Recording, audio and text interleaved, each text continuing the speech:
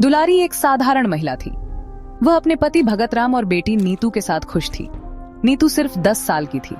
वे एक पुरानी हवेली में रहते थे। भगतराम बीमार पड़ गए। उन्हें ब्रेन ट्यूमर था। दुलारी ने बहुत कोशिश की, लेकिन भगतराम को बचा नहीं सकी। दुनिया अंधेरी हो गई। दुलारी अकेली थी। उसे समझ नहीं आ रहा था कि क्या करे। उसकी जिंदगी में एक तूफान आ गया था। नीतू अभी बहुत छोटी थी। दुलारी को हिम्मत से काम लेना था।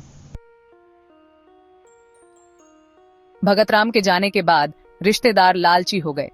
वे हवेली पर कब्जा करना चाहते थे। दुलारी ने साहस दिखाया। उसने हवेली नहीं छोड़ी। उसने ठान लिया था कि वह अपनी बेटी को पालन पोषण करेगी। दुलारी ने घरों में काम करना शुरू कर दिया। वह कपड़े धोती, बर्तन मांजती और घर साफ करती। उसे बहुत मेहनत करनी पड़ती थी, लेकिन दुलारी हार नहीं मानती थी। उसे अपनी बेटी के भविष्य की चिंता थी। दुलारी ने नीतू को स्कूल भेजा।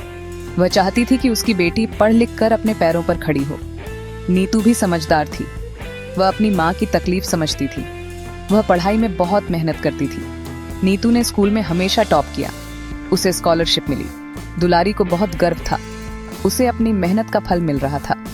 नीतू ने कॉलेज में भी अच्छा प्रदर्शन किया। वह IAS बनना चाहती थी। सरकार को पुरानी हवेली पसंद आ गई। वे इसे स्मारक बनाना चाहते थे। उन्होंने दुलारी को बहुत पैसे देने का वादा किया, लेकिन दुलारी ने मना कर दिया। यह हवेली उसके पति की आखिरी निशानी थी। दुलारी ने हवेली बेचने से इनकार कर दिया। यह उसकी जिद थी। वह किसी भी कीमत पर अपनी हवेली नहीं बेचेगी। लोगों ने उसे समझाने की कोशिश की, पर वह नहीं मानी। नीतू ने IAS की परीक्षा पास कर ली। वह एक अफसर बन गई।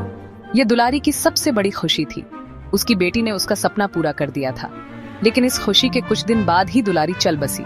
जाते जाते दुलारी ने नीतू से एक वादा लिया। उसने कहा कि वह हमेशा गरीबों की मदद करेगी। नीतू ने अपनी माँ से वादा किया। वह अपनी माँ को कभी नहीं भूलेगी। उसकी माँ का प्यार हमेशा उसके साथ रहेगा।